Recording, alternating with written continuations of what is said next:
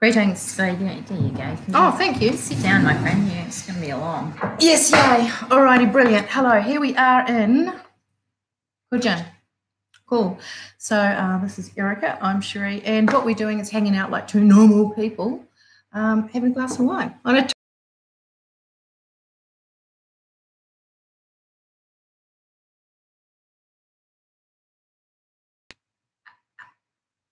Okay, so what Erica is actually thinking while she's downloading is we're just being normal people, hanging out, and for those of us who get stuck at home for a couple of years, in your 20s, out, living, pretty much got it all under control. Thanks, Maggie. Maggie's licking me.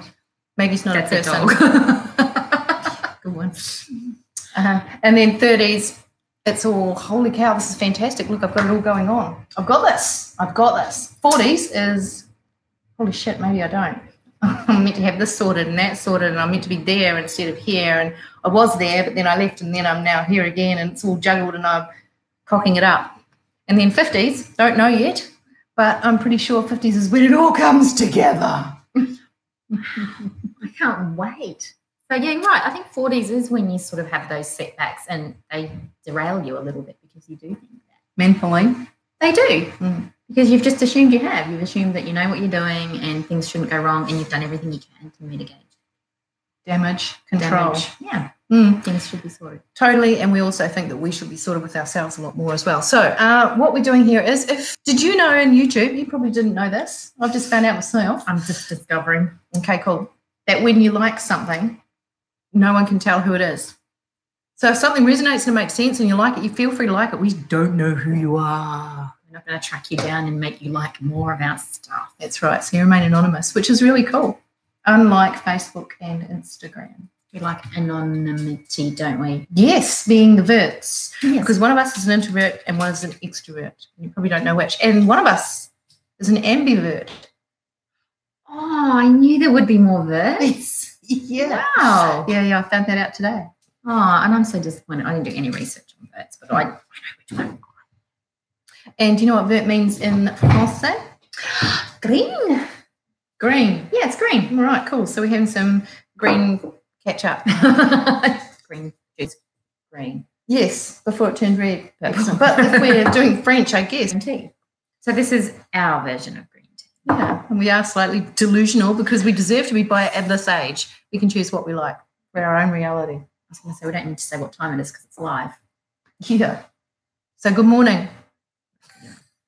Excellent. So I made some notes. Excuse me. Sorry about this. Note taker, note maker, organizer. Sort of. Turn up. So everything is unscripted because what we're trying to do is just hang out over a glass, like where we started off, bringing that circle back in of hanging out by yourself. Kids are in bed. Now what do? You need like that cricket sound effect. Yeah. Or do you go back to your computer and do more work for the day? Or do you just hang out with a couple of mates? Your mates are all over the place. Oh, that was Maggie. Wow. See, it is a real dog.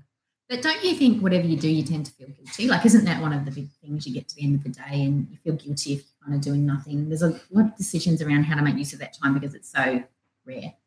Yeah. I do that. And then I can spend hours trying to decide what to do with it. That's the biggest. I've got no time. No time to spare. Don't ask me to do anything. But then about this time of the evening, what is it? Could do that. I'll just fold the washing while I'm thinking about it because if I start that, I'll probably only get a quarter of the way through before somebody wants me and I need my brain for it, so I won't start it and I'll do it tomorrow before I get the kids up, before I go to work. Which, of course, when does that ever work as well? Well, sometimes it does. Yeah, and we do like to organise ourselves so that we can free up time, but we're in this cycle of doing things to free up time, which takes time. Yeah, totally. Instead of just going, no, bugger that, I'll do it later. Kids, you want your own clothes, go into the laundry. I'm getting myself this week. How's that working for you, by the way? I haven't done that yet. Let's be honest.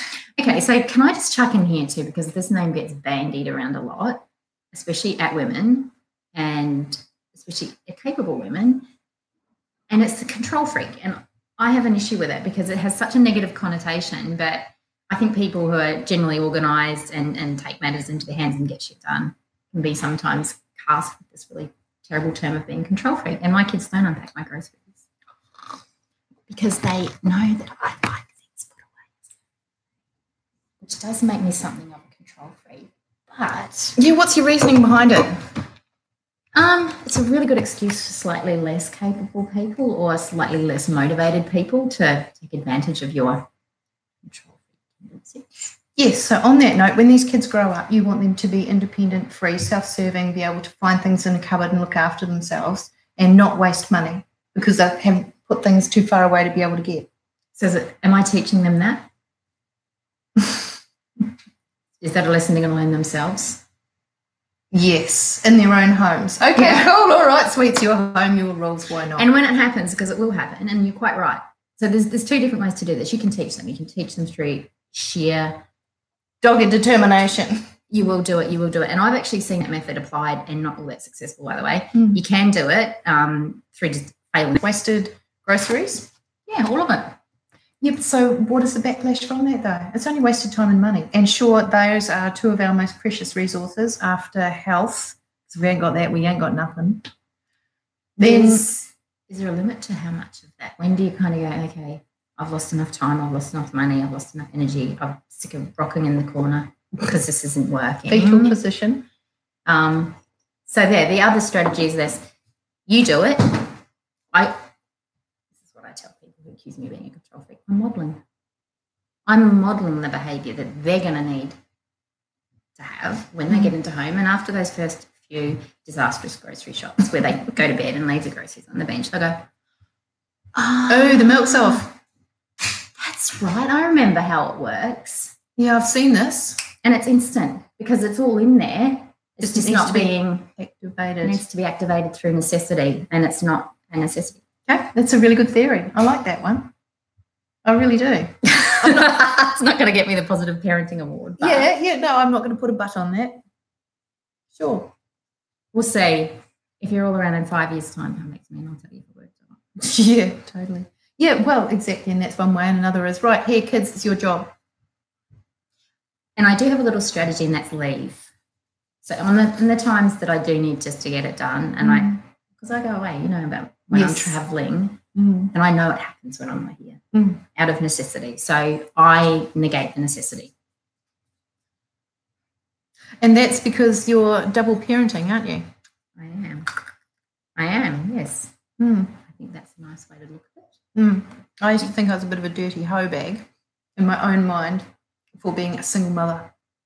Isn't it funny? There's still all... Did it to myself. Yeah. I wouldn't do it to anyone else, but I call myself a single mother. I was like, oh, no, she's a slag. Do you think that you brought that with you? Like from your generation? Do you think that's what we kind of had that opinion of? Because I was raised by a single mum for a large part. So I have a slightly different mum, but I have to say I did feel the stigma from outside, not from her, obviously. I had a different view of single motherhood. But it wasn't. Mine were married, and the worst fear was that my brother or sister or I would have a child out of wedlock. Dun, dun, dun. Oops. F. Saying that, though, best thing that ever happened. Oh, he is. Yes. Son, if you're watching this, thank you. Thank you for coming in unannounced. He's beautiful. Yes, very, very good choice there, I think. But it isn't glamorous and it isn't fun and it is gut-wrenchingly hard and it's exhausting. And from the kids' point of view of having them perceiving they're missing out. That's the gut-wrenchingness of it, I think. Yeah, I think it is. But I think there's always that. Because there are plus sides too, There's plus sides. But it is hard to feel a little bit like you failed your children, maybe in some way. Oh, look, despite our best intentions and because of our best intentions, every single one of our kids is probably going to need some counselling about something at some stage. And I think we all recognise that and acknowledge that and say that to our kids. Tried my best. I really seriously tried my best as often as I thought about it. Because we operate on autopilot a lot. Yeah, I suppose when I'd say gut-wrenching, it is them, but I think it still is for the parent. I think that heartache, I said to one of my kids the other day, because they were hurting, and I said to her, when you get pregnant, people will tell you how much it hurts to have a baby. They'll tell you how hard it is to push that baby out, and they'll tell you how hard it is to have someone suck on your nipples. They'll tell you how awful it is to not sleep. That hurts. It tells you how horrible it is going to be when they're hurting, like especially as they get older and their hurt is like this kind of hurt. It's not I've fallen over and hurt myself and you can fix it. It's like heartbreak. Yeah. And it's hard. And when you are doing that alone,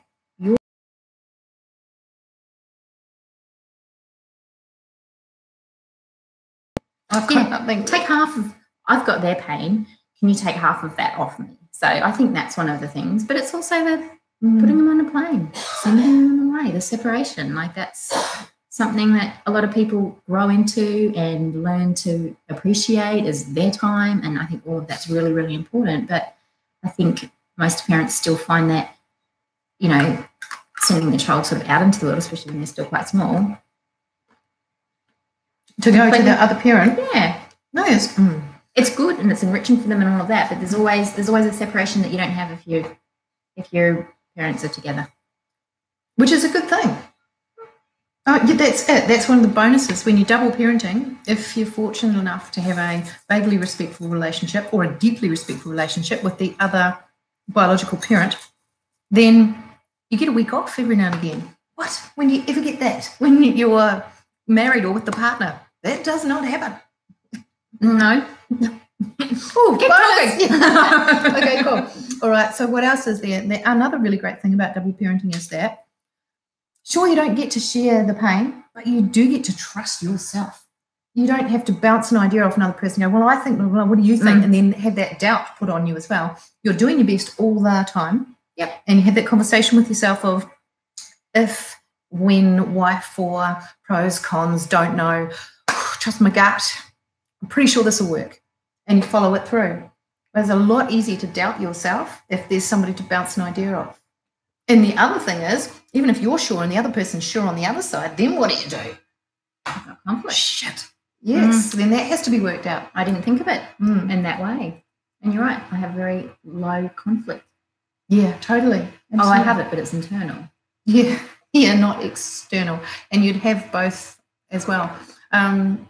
Saying that, let's just back the truck up and do some positives for shared parenting as well, so that we're doing some balance here, shall we? I know. I came in with the cranky parents on. You maybe got me on a day when I was a little overwhelmed. Well, days happen. Yeah, of course they do. Okay, shared parenting, amazing. Well, yeah, I've done both. Mm-hmm. So, yeah, it's only my own personal experience. It's obviously not global. There's nobody else in the world that I can look at with love in my eyes and share that moment about what that child did and have that shared and have that doubled in the power of appreciation and love. And wow, did you feel it? Oh my God, it was awesome. Yeah. And pride. Pride and happiness. Shared pride, yeah. Yeah, and like you said before, the pain as well, sharing that. Yeah, sharing. That's what we're meant to do as humans. I'm sharing my bourgeois. Yeah, with me. Thank you very much. We're sharing something. Yeah, you are. Both are good. Both are hard. Parenting is hard. Yeah, whichever way. Parenting is rewarding.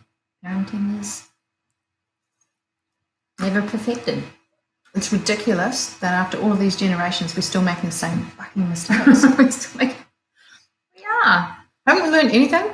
And aren't we mistakes teaching our kids? Like, if you imagine if you were flawless, because the flawlessness changes with society as well. So what determines a good parent and a not so good parent evolves with our environment. But what would happen if we nailed it and we made no mistakes? What would that generation look like? These perfect parents that got it right, that perfected everything. It's such an alien concept for starters. Yes, because everything's contextually appropriate. Oh, I don't even know if I can do that. Can we go back to vague reality? Am I bending your brain? Wow, that was a flip. No, okay, and I'm going to throw this in. I'm going to segue here because it's like the notion that if you could remember everything. Like, imagine if you never forgot. Imagine if you could remember every memory, everything you learned. Imagine if you had a limitless memory. Now, there's another abstract concept that we can dig around later. That's not for now, but when you're talking about abstract and the consequences of something that seems so ideal, it's like a horror sci-fi movie, right? And repercussions of it. And getting stuck in the past and living in it. circular, instead of being able to evolve and grow through it and round it and look back at it with that experience and that wisdom. I think it would be deeply traumatizing to remember everything. I think it would be the same as having telepathy, which I would very much like. That actually, when I was a kid, I thought by the time I was this age, everybody would have telepathy.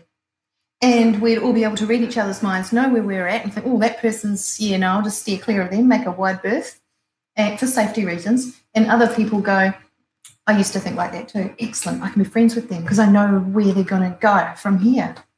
Do you think maybe we do, but it's just not as direct as your... Yes, because you as a child imagined? Yes. The children can literally.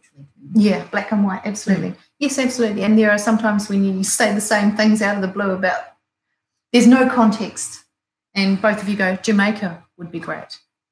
You just broke my heart a little bit. That's really good. I know that story. Yeah. Jamaica. Did you go?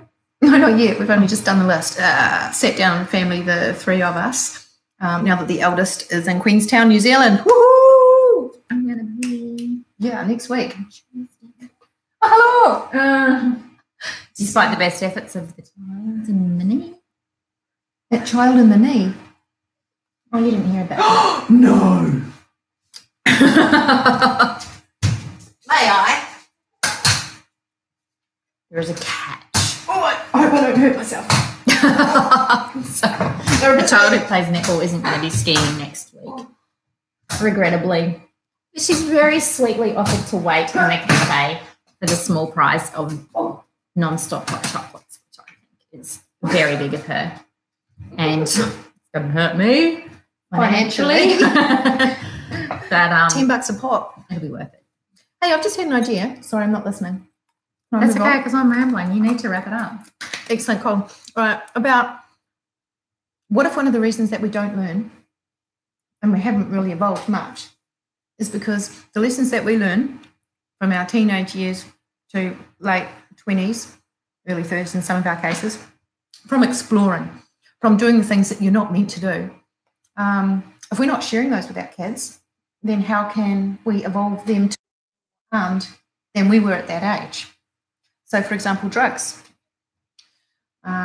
What age do you sit down with some icing sugar and a card, cut it out and go, if anybody ever gives you a line bigger than that, don't have it, because you could be the donkey, you could be the trial person, you could be the person they want to laugh at going in the corner.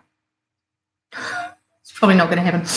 But when do we say that to them? How do you know that, Mum? How do you know that, Mum?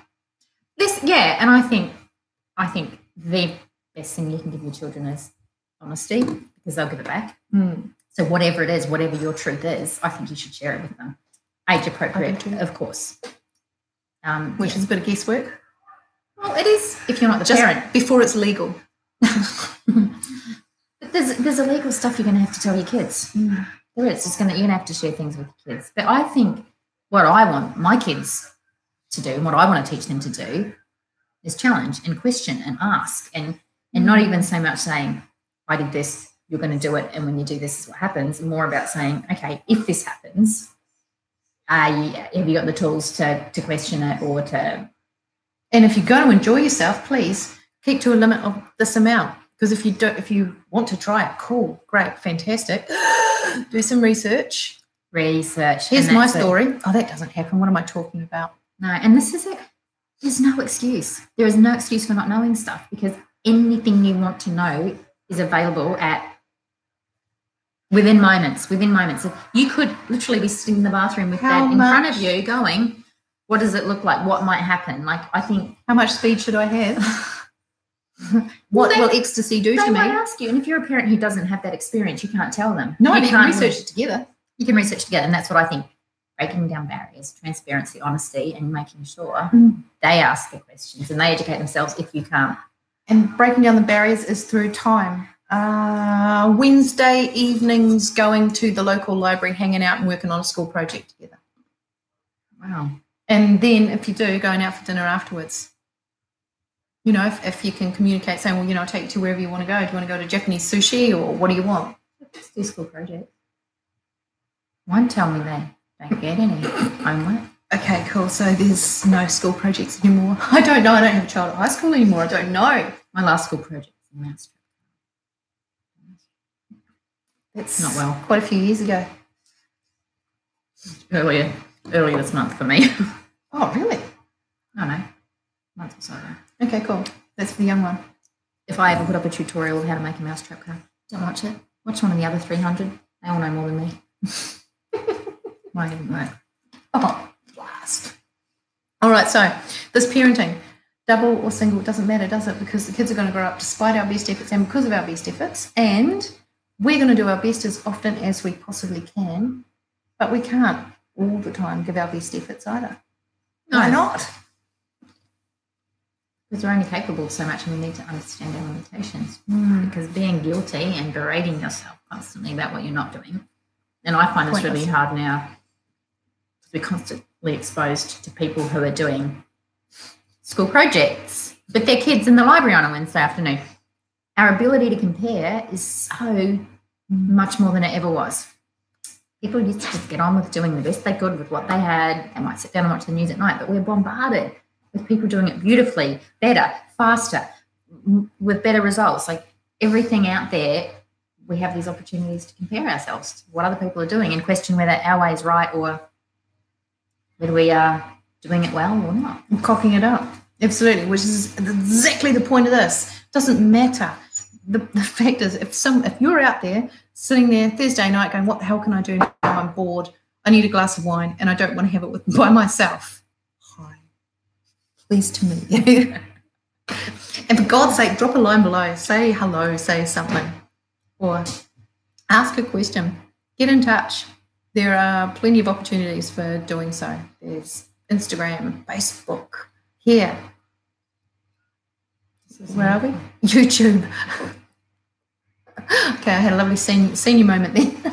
Fantastic. All they're starting to come in. That's okay. I actually just thought it was a thoughtful pause.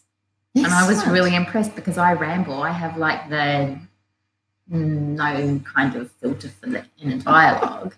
And I look at people who do these thoughtful pauses and I know that they're gathering their thoughts and just not letting it all flow out, which is a skill I've not yet acquired. Great. Well, that's not what I was doing, but I shall henceforth. You should take that. So we should probably have some kind of code too, which is, okay, you're boring me. Okay, cool. Come back out of that rabbit hole. But I ramble. It's charming to some people. Yes, me, for one. Probably just you. Okay, sweet, but that's all right. Okay, cool. So thank you very much for coming. Let's finish on a joke. What have you got? I can't tell jokes. Okay. I can't remember them. I've only got one. What did one snowman say to the other snowman? I don't know, Cherie. What did one snowman say to the other snowman? Can you smell carrot?